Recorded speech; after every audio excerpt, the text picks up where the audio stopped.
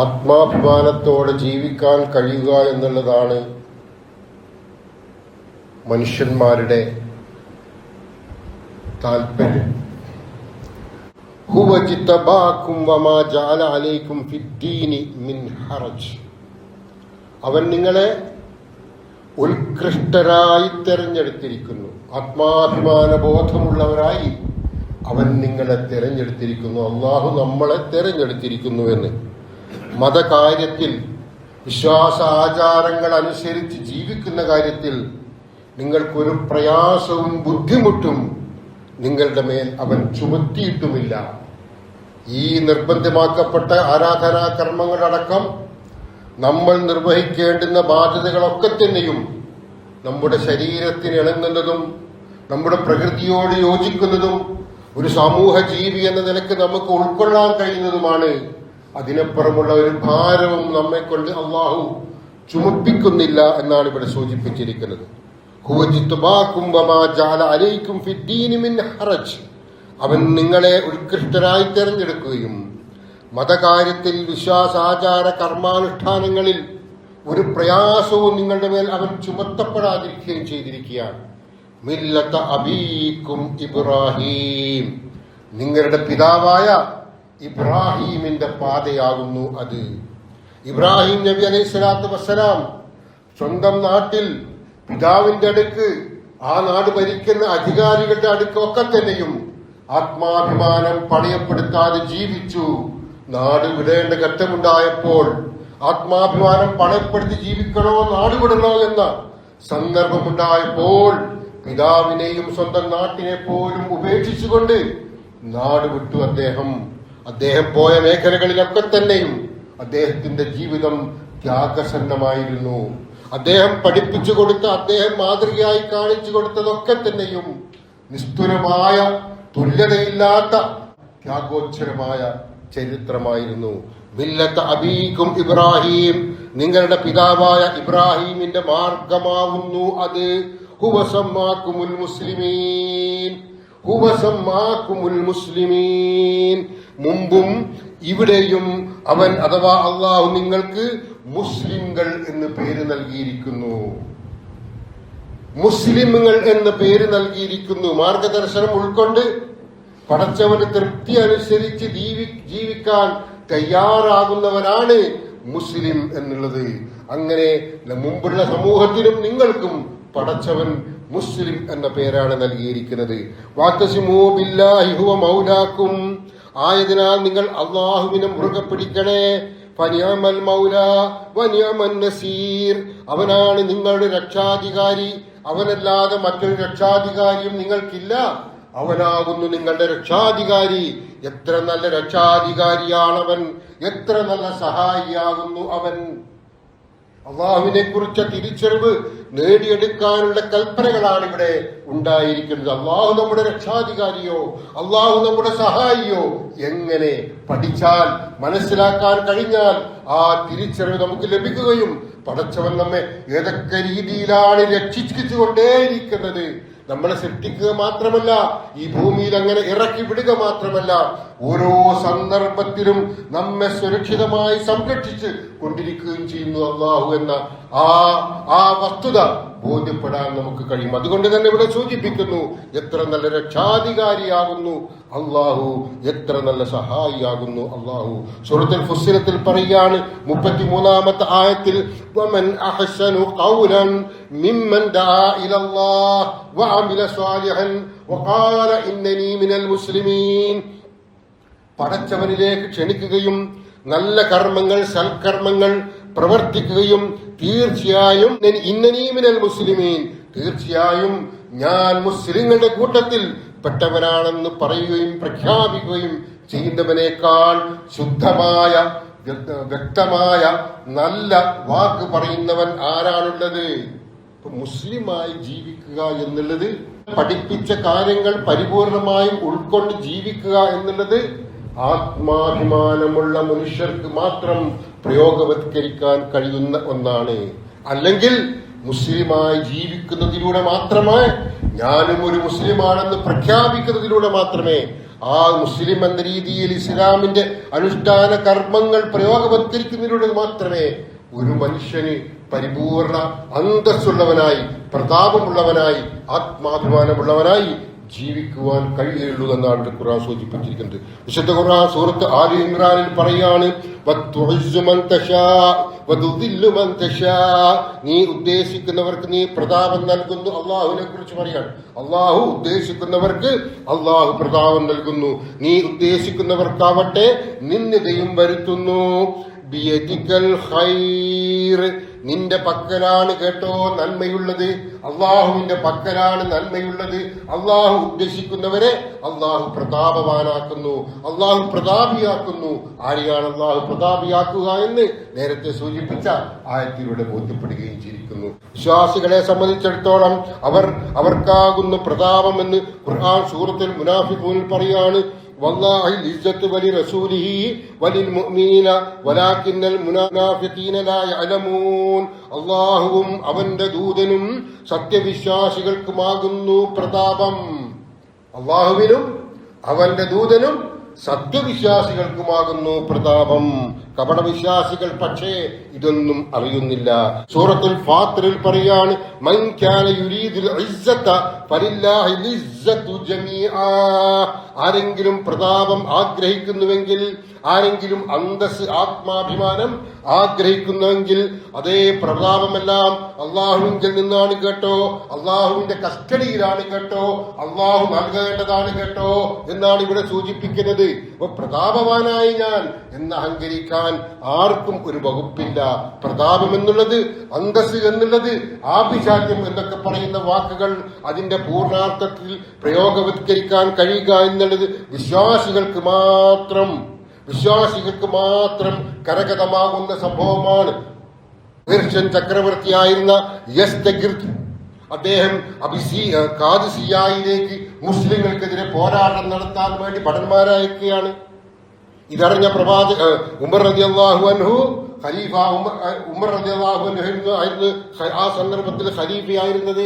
അദ്ദേഹം സഅദ് ഇബ്നു അബീ വഖാസിനോട് പറയുകയാണ്, ഇന്നാലിന്ന രീതിയിൽ മുസ്ലിങ്ങളെ ആക്രമിക്കാൻ വേണ്ടി ശത്രു സൈന്യം പേർഷ്യൻ ചക്രവർത്തിയുടെ നിർദ്ദേശമനുസരിച്ച് ഖാദിസിയയിലേക്ക് വരുന്നുണ്ട്.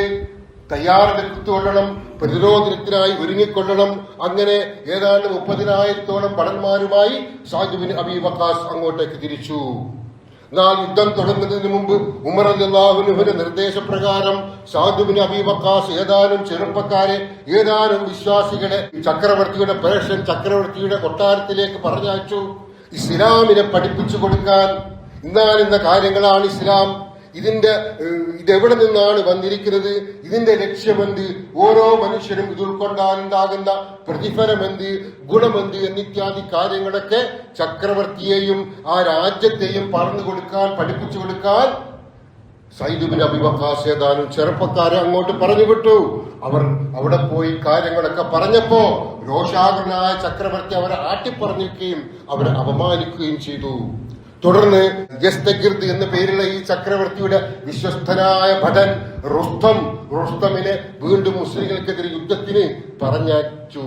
യുദ്ധത്തിൽ പോരാടാൻ, മുസ്ലിങ്ങളെ തകർക്കാൻ വേണ്ടി പറഞ്ഞയച്ചു. പക്ഷേ അദ്ദേഹം പിന്നീട് ഭയപ്പാടോടെ ഏതാനും ദിവസങ്ങൾക്കും തിരിച്ചു വരികയും ഒരു സന്ധി സംഭാഷണത്തിനായിട്ട് തയ്യാറാവുകയും ചെയ്തു. ആ സന്ധി സംഭാഷണത്തിലേക്ക് മുസ്ലിം പ്രതിനിധിയെ അയക്കാൻ വേണ്ടി സഅദ് ഇബ്നു അബീ വഖാസിനെ അറിയിച്ചു. അദ്ദേഹം റബീഉ ബിൻ ആമിർ എന്ന വിശ്വാസം കൊണ്ട് ജ്വലിച്ചു നിൽക്കുന്ന ആ മനുഷ്യൻ, നിഷ്കളങ്കനായ മനുഷ്യൻ, എന്തിനും എനിക്ക് പടച്ചവനെ തൃപ്തി മാത്രം മതിയെന്ന് വിശ്വസിക്കുന്ന മനുഷ്യൻ, ആ നാടൻ ശീലയുമായി ദാരിദ്ര്യം വെളിപ്പെടുന്ന വസ്ത്രവും ധരിച്ചുകൊണ്ട് ഉറയിൽ തൂക്കി അല്ലെങ്കിൽ ഒരു വാളും ഒരു പതാകയുമായിട്ടാണ് റുസ്തമിന്റെ കൊട്ടാരത്തിലേക്ക് പോകുന്നത്.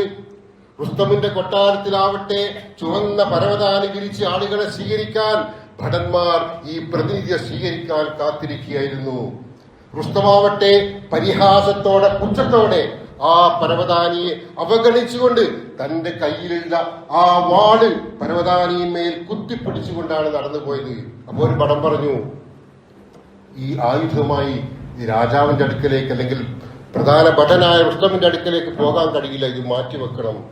അദ്ദേഹം പറഞ്ഞു, കഴിയില്ല, ഞാൻ വന്നത് നിങ്ങൾ ക്ഷണിച്ചത് കൊണ്ടാണ്. നിങ്ങളുടെ ക്ഷണമനുസരിച്ച് ഇതേ രീതിയിൽ തന്നെ അദ്ദേഹത്തെ അഭിമുഖീകരിക്കാനാണ് എനിക്ക് താല്പര്യം. ഇല്ലെങ്കിൽ ഞാൻ തിരിച്ചു പോയിക്കൊള്ളാം. ഒരു കൊട്ടാരത്തിൽ രാജാവിന്റെ കീഴിൽ അവിടെ എല്ലാ സർവസന്നദ്ധതയോടെയും സർവായുധങ്ങളോടെയും അണികളൊക്കെ നിൽക്കുകയാണ്. നിസ്സാരനായ ദുർബലനായ ഒരു മനുഷ്യൻ മാത്രമാണ് റബീഉ ബിൻ ആമിർ. എന്തും അവർക്ക് ചെയ്യാം. പക്ഷേ ഒരു ഭയവുമില്ലാതെ ചങ്കൂറ്റത്തോടെ പ്രഖ്യാപിച്ചു, ഞാൻ ഈ വന്ന വേഷവിധാനത്തോടെ തന്നെയായിരിക്കും ഇവിടുത്തെ ഈ അധികാര കേന്ദ്രത്തിന്റെ മുന്നിലേക്ക് ഞാൻ സന്ധി സംഭാഷണത്തിനായി വരിക എന്ന് അദ്ദേഹം പ്രഖ്യാപിച്ചു. അങ്ങനെ റുസ്തമിന്റെ അടുത്തെത്തിയപ്പോ റുസ്തം പറഞ്ഞു, ഇതിന് ഇരിക്കൂ താങ്കൾ എന്ന് പറഞ്ഞപ്പോ പുച്ഛത്തോടെ പറഞ്ഞു, അധികാര ഗർവിന്റെ അഹങ്കാരത്തിന്റെ ഈ കട്ടിലിൽ, ഈ കസേരയിൽ കയറിയിരിക്കാൻ എനിക്ക് സാധ്യമല്ല. എന്തെങ്കിലും പറയാനുണ്ടെങ്കിൽ പറഞ്ഞുകൊള്ളൂ. അങ്ങനെ കുറെ സംസാരങ്ങളൊക്കെ കഴിഞ്ഞു. അവിടെയും റുസ്തം ഇദ്ദേഹത്തെ അപമാനിക്കുകയാണ് ചെയ്തത്. ഒരു വലിയ കൊട്ടാരത്തിൽ പോയിട്ട് പോലും അവിടെ ചൂളിപ്പോകാതെ, അവിടെ പതറിപ്പോകാതെ, തന്നിൽ ജ്വലിച്ചു നിൽക്കുന്ന ഇസ്ലാമിന്റെ ഈമാനിന്റെ കരുത്തുകൊണ്ട് ആ രാജാവിന്റെ മുമ്പിൽ പോലും പ്രൗഢിയോടെ അന്തസ്സോടെ എഴുന്നേറ്റ് നിൽക്കാനും കാര്യങ്ങൾ തുറന്നു പറയാനും അദ്ദേഹത്തെ സ്വീകരിക്കാൻ ഒരുക്കി വെച്ച ചുവന്ന പരവതാനി പോലും, അല്ലെങ്കിൽ പരവതാനി പോലും പുച്ഛത്തോടെ കണ്ട് തന്റെ ഊരിപ്പിടിച്ച വാളുകൊണ്ട്, വാളിന്റെ മുന കൊണ്ട് ആ പരവതാനിക്ക് കുത്തി പരിക്കേൽപ്പിച്ചുകൊണ്ടായിരുന്നു അദ്ദേഹം അകത്തേക്ക് പോയതും തിരിച്ചു വന്നതും. ഘട്ടത്തിൽ പോലും ചൂടാത്ത ആത്മാഭിമാനത്തിന്റെ ഉറവിടമായ ഒരു മനുഷ്യന് മാറാൻ കഴിയണമെങ്കിൽ അവനിൽ വിശ്വാസം ജ്വലിക്കണം. അവനിൽ അള്ളാഹുവിന്റെ പ്രീതി ലഭിക്കുമെന്ന ഉറച്ച വിശ്വാസം ഉണ്ടാകണം. അപ്പോ ആരെയും ഭയപ്പെടേണ്ടി വരില്ല. അവർക്ക് ഏത് രാജാവിനെയും അവർക്ക് ഭയപ്പെടേണ്ടി വരില്ല. ഏത് അധികാര കേന്ദ്രങ്ങളെയും അവർക്ക് ഭയപ്പെടേണ്ടി വരില്ല എന്നാണ് ഈ ചരിത്രം നമ്മെ പഠിപ്പിക്കുന്നത്. എന്താണ് താങ്കളുടെ ഉദ്ദേശം, അല്ലെങ്കിൽ എന്താണ് താങ്കളുടെ ദൗത്യം എന്ന് ചോദിച്ചപ്പോ അദ്ദേഹം റുസ്തമിനോട് പറയുന്നൊരു വാക്കുണ്ട്. ഒരുപാട് അടിമ വൃത്തിയുമായി, കീഴാളന്മാരായി, വലിയവരെ നിങ്ങളെപ്പോലുള്ള യജമാന്മാർക്ക് മുമ്പിൽ ഒതുങ്ങി ചതഞ്ഞു ജീവിക്കുന്ന ആളുകളെ അല്ല, മറിച്ച് ആത്മാഭിമാനത്തോടെ അള്ളാഹുവിന്റെ മുമ്പിൽ മാത്രം കുമ്പിടുന്ന, അവനെ മാത്രം യജമാനനായി കാണുന്ന, അവന്റെ അടിമകളായി മാത്രം ജീവിക്കുന്ന അന്തസ്സുള്ള ഒരു തലമുറയെ വാർത്തെടുക്കുക എന്ന ദൗത്യമാണ് മുഹമ്മദ് നബി സല്ലല്ലാഹു അലൈഹി വസല്ലം ഞങ്ങൾക്ക് പകർന്നു തന്നത്. ആ ദൗത്യം നിങ്ങളിൽ എത്തിക്കാൻ വേണ്ടിയാണ് ഞങ്ങൾ വന്നിരിക്കുന്നത്. ആ ദൗത്യം ഏറ്റെടുത്തുകൊണ്ട് നിങ്ങൾ ജീവിക്കാൻ തയ്യാറായാൽ മനുഷ്യന്മാർക്ക് പോലും നിയന്ത്രിച്ച് ഒതുക്കാൻ കഴിയുന്ന, മനുഷ്യന്മാരുടെ അത്ര കഴിവ് പോലും ഇല്ലാത്ത ഒരുപാട് വ്യാജ ദൈവങ്ങളെ ഒക്കെയും മാറ്റി നിർത്തിക്കൊണ്ട് പ്രപഞ്ച സൃഷ്ടാവായ ഏകദൈവത്തെ മാത്രം ആരാധിക്കുന്ന ഒരു വിധാനത്തിലേക്ക് ഉയർന്നു വരാൻ നിങ്ങൾക്ക് കഴിയും. അതിന് നിങ്ങൾ തയ്യാറുണ്ടോ എന്നായിരുന്നു അദ്ദേഹം അവിടെ വെച്ച് ചോദിച്ചത്. ഈ ചോദ്യം ചോദിക്കുമ്പോൾ പോലും അദ്ദേഹം പതറിയില്ല എന്നാണ് ചരിത്രം പറയുന്നത്. യർമൂക്ക് യുദ്ധത്തിന്റെ സന്ദർഭത്തിലാണ് രണ്ടാം ഖലീഫയായിരുന്ന അബൂബക്കർ സിദ്ദീഖ് റളിയല്ലാഹു അൻഹു വഫാത്താകുന്നത്, മരണപ്പെട്ടു പോകുന്നത്. ഉമർ റളിയല്ലാഹു അൻഹു ഖലീഫയായി. അദ്ദേഹം ആ യർമൂക്ക് യുദ്ധം തുടർന്നു പോകാൻ വേണ്ടി, ആളുകൾക്കിടയിൽ തെറ്റിദ്ധാരണകൾ വരാതിരിക്കാൻ വേണ്ടി യുദ്ധം തുടർന്നു പോകാനുള്ള കരുനീക്കങ്ങളൊക്കെ ആരംഭിച്ചു. അത് തുടർന്നു വരികയാണ്. ആ യുദ്ധത്തിൽ മുസ്ലിം പോരാളികൾ വിജയിക്കുമെന്നായപ്പോ റോമാ ചക്രവർത്തിയായിരുന്ന ഹിർക്കൽ ചക്രവർത്തി നാട് വിട്ടുപോയി. അവരുടെ എല്ലാ ശക്തിയും ക്ഷയിച്ചുപോയി. അവിടെ വെച്ച് ബൈത്തുൽ മുഖദ്ദസ് ഉമർ റളിയല്ലാഹു അൻഹുവിന്റെ കീഴിലേക്ക് വന്നു. പക്ഷെ അവിടെ വെച്ച് അവരുടെ ഡിമാൻഡ് പറഞ്ഞു, ഖലീഫയായ ഉമർ വന്നെങ്കിൽ മാത്രമേ ബൈത്തുൽ മുഖദ്ദസ് ഞങ്ങൾ കൈമാറൂ എന്ന്. ഹിർക്കൽ ചക്രവർത്തിയുടെ ചരിത്രമൊക്കെ പഠിക്കണം. ആരായിരുന്നുവെന്ന്, വീരശൂര പരാക്രമിക്കുന്നൊക്കെ പറയാവുന്ന മനുഷ്യൻ. അവർക്കിടയിലേക്ക് ഖലീഫ റളിയല്ലാഹു അൻഹു പോകുന്നത് ഒരു സാധാരണക്കാരന്റെ വേഷം ധരിച്ചുകൊണ്ടായിരുന്നു. ഒപ്പമുണ്ടായിരുന്ന സഹാബികൾ, അനുചരന്മാർ വരെ പറഞ്ഞു, ഈ വസ്ത്രം ഒന്ന് മാറ്റിക്കൂടെ, നമ്മൾ പോകുന്നത് റോമാ സാമ്രാജ്യത്തിന്റെ അധിപന്റെ അടുത്തേക്കാണ്.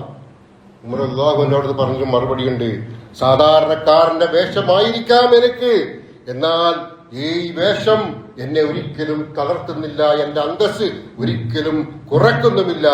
ഉമർ റളിയല്ലാഹു അൻഹു പറഞ്ഞു, വസ്ത്രത്തിലല്ല കേട്ടോ, ഇസ്ലാമിലാണ് നമ്മുടെ അന്തസ്. വസ്ത്രത്തിലല്ല, ഇസ്ലാമിലാണ് നമ്മുടെ അന്തസ്. മനസ്സിലാക്കണം. നമ്മളിൽ പല ആളുകളും, പല കുടുംബങ്ങളും, പല സമൂഹങ്ങളും പ്രയാസത്തിൽ ജീവിക്കുന്നവരുണ്ട്, ഉന്നതമായ കഴിവുകളുമായി ജീവിക്കുന്നവരുണ്ട്. വ്യത്യസ്തങ്ങളായ രീതിയിലാണ് നമ്മുടെയൊക്കെ ജീവിത രീതിയൊക്കെ. എന്നാൽ എല്ലാ മനുഷ്യരുടെ ഹൃദയത്തിലും കഴിവുകൾ വ്യത്യസ്തമായ രീതിയിലാണെങ്കിൽ പോലും, സാമ്പത്തികമാവട്ടെ ആരോഗ്യപരമാവട്ടെ ഏത് രീതിയിലായിരുന്നാൽ പോലും, ഹൃദയത്തിൽ ഒരേ രീതിയിലുള്ള ഈമാൻ ജ്വലിപ്പിക്കാൻ കഴിഞ്ഞാൽ അതിനേക്കാൾ വലുതാണവൻ. ജാതി വ്യവസ്ഥയ എന്ന രീതിയിൽ മനുഷ്യനെ മാറ്റി നിർത്തുന്ന ഒരു ചിന്തയും ഇസ്ലാമിന്റെ പേരിൽ ഉണ്ടാവൂല.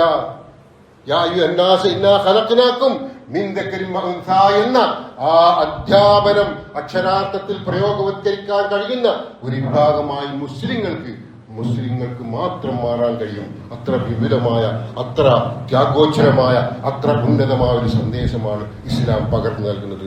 മക്കയിൽ ഇസ്ലാമിന്റെ ആദ്യ പ്രബോധന ഘട്ടത്തിൽ ഉണ്ടായ പ്രയാസകരമായ അനുഭവങ്ങളാൽ പ്രവാചകൻ പറയുകയാണ് ചിലരോട്, നിങ്ങൾ എത്യോപ്യയിലേക്ക് പോകൂ, അവിടെ നല്ലൊരു രാജാവുണ്ട്, അവർക്ക് കീഴിൽ ജീവിക്കൂ എന്ന് പറഞ്ഞു. അങ്ങനെ ആദ്യ ഹിജ്റ സംഭവിക്കുകയാണ്. അവിടെ ഹിജ്റയിൽ പോയി കുറച്ച് ആളുകൾ, ഏതാണ്ട് 80ഓളം സഹാബികൾ, സ്ത്രീകൾ അടങ്ങുന്ന സഹാബികൾ ഹിജ്റ പോയി എത്യോപ്യയിലേക്ക്. അവിടുത്തെ നജാശി എന്ന രാജാവ് അവരെ, അല്ലെങ്കിൽ ആ രാജ്യം അവരെ സ്വീകരിച്ചു. അപ്പോഴാണ് ഖുറൈശികളിൽപ്പെട്ട പല പ്രമുഖരും നജാശിയുടെ അടുത്തേക്ക് പോയിട്ട്, ഇവരിതാ പുതിയ മതത്തിന്റെ ആൾക്കാരാണ്, നജാശി എന്ന ക്രിസ്തു മതവിശ്വാസിയോട് പറയുകയാണ്, നിങ്ങളുടെ ദൈവങ്ങളെ പോലും, നിങ്ങളുടെ വിശ്വാസ ആചാര കർമാനുഷ്ഠാനങ്ങളെ പോലും പരിഹസിക്കുന്ന ബുദ്ധൻവാദികളാണ് ഇവർക്ക് നിങ്ങൾ അഭയം കൊടുക്കരുതെന്ന് പറഞ്ഞപ്പോ നജാശി അവരെ വിളിച്ചിട്ട് അവരോട് പറഞ്ഞു, എന്താണ് നിങ്ങൾ പറയുന്ന സന്ദേശം, എന്താണ് നിങ്ങളുടെ മുഹമ്മദിന്റെ സന്ദേശം? അപ്പോ ജാഫർ ബിൻ അബീ താലിബ് അവിടെ വെച്ചൊരു പ്രഖ്യാപനം നടത്തുകയാണ്, ഞങ്ങൾ വിഗ്രഹങ്ങളെ ആരാധിക്കുകയും ശവങ്ങൾ തിന്നുകയും നീചവൃത്തികൾ ചെയ്യുകയും കുടുംബ ബന്ധങ്ങൾ മുറിക്കുകയും അയൽപ്പക്കാരുമായുള്ള ബന്ധങ്ങൾ മോശമാക്കുകയും ചെയ്യുന്ന രീതിയിൽ തൊട്ടതൊക്കെയും കലഹം, തൊട്ടതിനൊക്കെയും യുദ്ധം, പെണ്ണും മദിരാശിയും മദ്യവും ഒക്കെയായി ജീവിച്ച ഒരു വിഭാഗമായിരുന്നു ഞങ്ങൾക്കിടയിൽ സംസ്കാര സമ്പന്നതയുള്ള ഒരാളെയും കണ്ടെത്തുമായിരുന്നില്ല. എല്ലാവരും മോശക്കാരായിരുന്നു. അങ്ങനെ ജീവിച്ച ഒരു വിഭാഗമായിരുന്നു ഞങ്ങളിലെ ദുർബലരെ ശക്തർ നിയന്ത്രിച്ചുകൊണ്ടേയിരുന്നു. ഞങ്ങളുടെ അവസ്ഥ ഇങ്ങനെയായിരിക്കുകയാണ്. അള്ളാഹുവിന്റെ ദൂതൻ മുഹമ്മദ് നബി സല്ലല്ലാഹു അലൈഹി വസല്ലമ പ്രവാചകനായി നിയോഗിക്കപ്പെടുന്നത്. അദ്ദേഹവും അദ്ദേഹത്തിന്റെ കുടുംബവും ഒക്കെ സത്യസന്ധരായിരുന്നത് കൊണ്ട് ആ കൽപ്പനകൾ, അദ്ദേഹത്തിന്റെ നിർദ്ദേശങ്ങൾ സ്വീകരിക്കാൻ ഞങ്ങൾക്ക് മടിയുണ്ടായില്ല. അദ്ദേഹം ഞങ്ങളെ അള്ളാഹുവിൽ മാത്രം ആരാധിക്കുന്ന ഒരു അവസ്ഥയിലേക്ക് കൊണ്ടെത്തിച്ചു. ഞങ്ങളുടെ പിതാക്കളും ആരാധിച്ചിരുന്ന എല്ലാ വസ്തുക്കളെയും ഞങ്ങൾ നിരാകരിച്ചു. മാത്രമല്ല, മതം അല്ലെങ്കിൽ മതത്തിന്റെ നിർദ്ദേശങ്ങൾ അവസാനിക്കുകയില്ല. അത് തുടക്കം മാത്രമാണ്, അത് പ്രാരംഭം മാത്രമാണ്, അത് അടിത്തറ മാത്രമാണ്. ഞങ്ങളോട് പറഞ്ഞത്, നിങ്ങൾ മിതമായ രീതിയിൽ, സത്യസന്ധമായ രീതിയിൽ സംസാരിക്കുന്നവരാകണം. കളവ് പറയരുത് ഒരു ഘട്ടത്തിലും. അമാനത്ത് ആരെങ്കിലും വിശ്വസിച്ചൊരു കാര്യം ഏൽപ്പിച്ചാൽ, ഒരു വസ്തു ഏൽപ്പിച്ചാൽ, വാക്കാൽ ഒരു കാര്യം പറഞ്ഞാൽ, സ്വകാര്യമായി സൂക്ഷിക്കണമെന്ന് പറഞ്ഞൊരു കാര്യം പറഞ്ഞാൽ, അതിലൊക്കെ ആ സ്വകാര്യത നിലനിർത്തിക്കൊണ്ട് ആ അമാനത്ത് ഏറ്റവും നല്ല രീതിയിൽ കൈയാളിക്കൊണ്ടിരുന്നു. ആളുകൾക്കിടയിൽ ഫിത്ന വിളമ്പിക്കൊണ്ടിരുന്നില്ല. നിസ്സാര കാര്യത്തിന് വേണ്ടി കുടുംബം ഛിന്നഭിന്നമായി പോകുന്ന അവസ്ഥയിൽ നിന്ന് ഞങ്ങൾ തിരിച്ചു വന്ന് കുടുംബ ബന്ധം ചാർത്തിക്കൊണ്ടേയിരുന്നു. ബന്ധങ്ങൾ ഇങ്ങനെ പുതിയത് ഉരുത്തിരിഞ്ഞു വന്ന് വലിയ കുടുംബത്തിന്റെ കണ്ണികളായി ഞങ്ങൾ ചേർക്കപ്പെട്ടു. അയൽവാസികളോട് നല്ല നിലയിലാണ്, ഏറ്റവും നന്മ നിറഞ്ഞ നിലയിലാണ് ഞങ്ങൾ വർത്തിച്ചത്. എല്ലാ നിഷിദ്ധ കാര്യങ്ങളിൽ നിന്നും ഞങ്ങൾ അകന്നു. രക്തം ചിന്തുന്നതിൽ നിന്ന് ഞങ്ങൾ വിട്ടുനിന്നു. നീചവൃത്തികളും കള്ളവാക്കുകളും അനാഥകളുടെ ധനം തിന്നലുമൊക്കെ ഞങ്ങൾ ഒഴിവാക്കി. അങ്ങനെയൊക്കെ ജീവിച്ച ഒരു സമൂഹമായിരുന്നു എന്നാൽ ഞങ്ങൾ പ്രവാചകൻ മുഹമ്മദ് നബി സല്ലല്ലാഹു അലൈഹി വസല്ലം പഠിപ്പിച്ച ഈ മാന്യമായ നന്മയുടെ അടയാളങ്ങളൊക്കെ ജീവിതത്തിൽ പകർത്തിയപ്പോ ഞങ്ങൾ അന്തസ്സുള്ളവരായി, ആത്മാഭിമാനമുള്ളവരായി, മനുഷ്യന്മാരിൽ ഉന്നതന്മാരെന്ന രീതിയിൽ ഞങ്ങൾക്ക് ജീവിക്കാൻ കഴിഞ്ഞു. പക്ഷേ ആ ജീവിതത്തെ ശത്രുക്കൾ ഭയപ്പെടുത്തിക്കൊണ്ടിരുന്നപ്പോൾ മാത്രമാണ് ഞങ്ങൾ ഇങ്ങോട്ടേക്ക് അഭയം തേടി വന്നിരിക്കുന്നത് എന്ന് നജാശി അത് കേട്ടു. നജാശി പറഞ്ഞു, നിങ്ങൾ പറയുന്ന കാര്യങ്ങൾ അത് ദൈവത്തിൽ നിന്ന് തന്നെ ഉള്ള കാര്യങ്ങളാണെന്ന് ഞാൻ മനസ്സിലാക്കുന്നു എന്ന് പറഞ്ഞ് അവർക്ക് അഭയം കൊടുത്തു എന്ന് പറയുന്നത്. ഞാൻ പറയുന്നത്, ഏതൊരു സമൂഹത്തിൽ ജീവിക്കുന്ന വ്യക്തിയായിരുന്നാലും ഏതൊരു സമൂഹത്തിൽ ജീവിക്കുന്ന വ്യക്തിയായിരുന്നാലും അവർ അനുവർത്തിക്കേണ്ട നന്മയുടെ അടയാളങ്ങളാണ്, അവർ സ്വീകരിക്കേണ്ടുന്ന നന്മയുടെ നിർദ്ദേശങ്ങളാണ് ഇസ്ലാം മുന്നോട്ട് വച്ചിരിക്കുന്നത്. എല്ലാ മനുഷ്യനോടും കാണിക്കേണ്ടുന്ന ഏറ്റവും നല്ല ഉദാരതയാണ് ഇസ്ലാം മുന്നോട്ട് വെച്ചിരിക്കുന്നത്. ആ വിശ്വാസം അനുസരിച്ച് ജീവിക്കുന്ന ഒരാൾക്കായിരിക്കും അഭിമാനത്തോടെ ജീവിക്കുവാൻ കഴിയുക എന്ന് പ്രവാചകൻ സല്ലല്ലാഹു അലൈഹി വസല്ലം ഉണർത്തി. വലാ തഹിനു വലാ തഹ്സനു വഅൻതുമുൽ അലൗന ഇൻ കുൻതും മുഅ്മിനീൻ. നിങ്ങൾ ദൗർബല്യം കാണിക്കുകയോ ദുഃഖിക്കുകയോ ചെയ്യരുത് കേട്ടോ. നിങ്ങൾ ബേജാറാകേണ്ട, ഭയപ്പെടേണ്ടതില്ല, നിങ്ങൾ ദുഃഖിക്കേണ്ടതില്ല. നിങ്ങൾ വിശ്വാസികളാണെങ്കിൽ, പടച്ചവന്റെ കൽപ്പന പരിപൂർണമായും ഉൾക്കൊണ്ട് ജീവിക്കാൻ തയ്യാറാകുന്ന വിഭാഗമാണെങ്കിൽ നിങ്ങൾ തന്നെയാണ് ഉന്നതന്മാർ. അന്തുമുൽ അലൗന, നിങ്ങൾ തന്നെയാകുന്നു ഉന്നതന്മാർ എന്ന് സൂറത്ത് ആലി ഇമ്രാനിൽ കൂടെ നമ്മെ ബോധ്യപ്പെടുത്തിക്കൊണ്ടിരിക്കുകയാണ്. മദ്യം നിരോധിച്ച ഏകമതം, ഒരുപാട് മതങ്ങൾ, നൂറുകണക്കിന് ആയിരക്കണക്കിന് മതവിശ്വാസങ്ങൾ ലോകത്തുണ്ട്. എന്നാൽ മദ്യം നിരോധിച്ച ഒരേ ഒരു മതം, മദ്യത്തിന്റെ പേരിൽ ഇന്നും ഇന്നലെയുമായി എത്രയെത്ര വാർത്തകളാണ്, ദുരന്ത വാർത്തകളാണ് നമ്മൾ കേട്ടുകൊണ്ടിരിക്കുന്നത്. പ്രിയപ്പെട്ടവരെ, മദ്യം മൂലം നന്മ ആർക്കെങ്കിലും ഒരു നേട്ടം ഉണ്ടായിട്ടുണ്ടെങ്കിൽ അത് വിൽക്കുന്ന കച്ചവടക്കാരനല്ലാതെ മറ്റാർക്കാണ്? ആയിരക്കണക്കിന് ലക്ഷക്കണക്കിന് ആളുകൾ ദുരിതത്തിൽ നിന്ന് ദുരിതത്തിലേക്ക്, രോഗത്തിൽ നിന്ന് രോഗത്തിലേക്ക് വഴിമാറിപ്പോകുന്നു. ഏതാനും ചില ആളുകൾ പണക്കാരാവുന്നു എന്നല്ലാതെ ഒരു ഗുണവും അതുകൊണ്ടില്ല. ആ മദ്യം നിരോധിച്ച ഒരേ ഒരു മതമാണ് ഇസ്ലാം. അത്തരമുള്ള തിന്മകളൊക്കെയും നിരോധിച്ച, പലിശ നിരോധിച്ചു, ചൂതാട്ടം നിരോധിച്ചു, സാമ്പത്തികമായ എല്ലാ ചൂഷണങ്ങളിൽ നിന്നും മോചിതനാവാൻ ഇസ്ലാം കൽപ്പിച്ചു. മാത്രമല്ല സക്കാത്ത് നിർബന്ധമാക്കി. സക്കാത്ത് ഒരു വലിയ വിഷയമാണ്, നമുക്ക് ഇൻഷാ അല്ലാഹ് പിന്നാലെ പറയാവുന്നതാണ്. സക്കാത്ത് നിർബന്ധമാക്കി ഇസ്ലാം. എത്ര മനോഹരമായ ഒരു കാര്യമാണ്. നിർബന്ധമാക്കി എന്ന് പറയുമ്പോ ഞാൻ സക്കാത്ത് കൊടുത്തേ തീരൂ, ഒരു ഒഴികഴിവില്ല.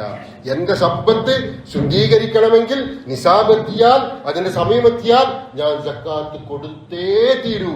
അല്ലാത്തവൻ ഇസ്ലാമിന്റെ പരിധിയിൽ നിന്ന് പുറത്താണെന്ന് വരെ പണ്ഡിതന്മാർ അഭിപ്രായപ്പെട്ടിട്ടുണ്ട്.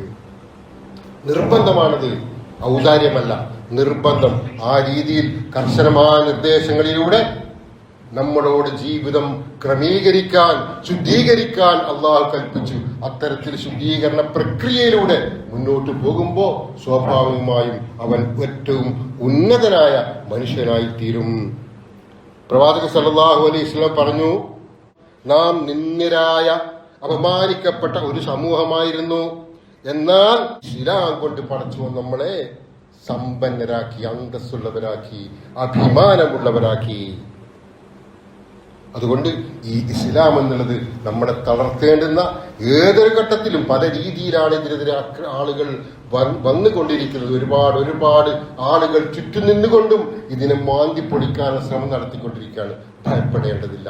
നമുക്കാരില്ലെങ്കിലും പടച്ചവനുണ്ട് എന്ന വിശ്വാസത്തോടെ ഒരു ഘട്ടത്തിൽ പോലും ഇസ്ലാമിലെ നിർദ്ദേശങ്ങൾ കൈയൊഴിയാതെ, അത് നമ്മുടെ ജീവിതത്തിലെ ദൈനംദിന ജീവിതത്തിലെ കർമാനുഷ്ഠാനങ്ങളായിരുന്നാലും പ്രവർത്തനങ്ങളായിരുന്നാലും എപ്പോഴെങ്കിലും വരുന്ന ആഘോഷമയമായ സന്ദർഭങ്ങളാവട്ടെ, വിവാഹമാവട്ടെ, മറ്റെന്തെങ്കിലും യാത്രകളാവട്ടെ, ടൂർ പോകുന്നതാവട്ടെ, ഏത് ഘട്ടത്തിലായിരുന്നാലും പുരുഷനും സ്ത്രീയും ഇസ്ലാമിന്റെ ഇസ്സത്തോടെ ആ കൽപ്പന അനുസരിച്ച് ജീവിക്കാൻ തയ്യാറായാൽ അവരെ അള്ളാഹു സംരക്ഷിച്ചുകൊണ്ടേയിരിക്കുമെന്ന വിശുദ്ധ പാഠം ഉൾക്കൊണ്ട് ജീവിക്കാൻ അള്ളാഹു നമ്മെ അനുഗ്രഹിക്കുമാറാവട്ടെ. അഖൂലു ഖൗലി ഹാദാ വസ്തഗ്ഫിറുല്ലാഹ ലി വലക്കും ഫസ്തഗ്ഫിറൂഹു ഇന്നഹു ഹുവൽ ഗഫൂറുർ റഹീം.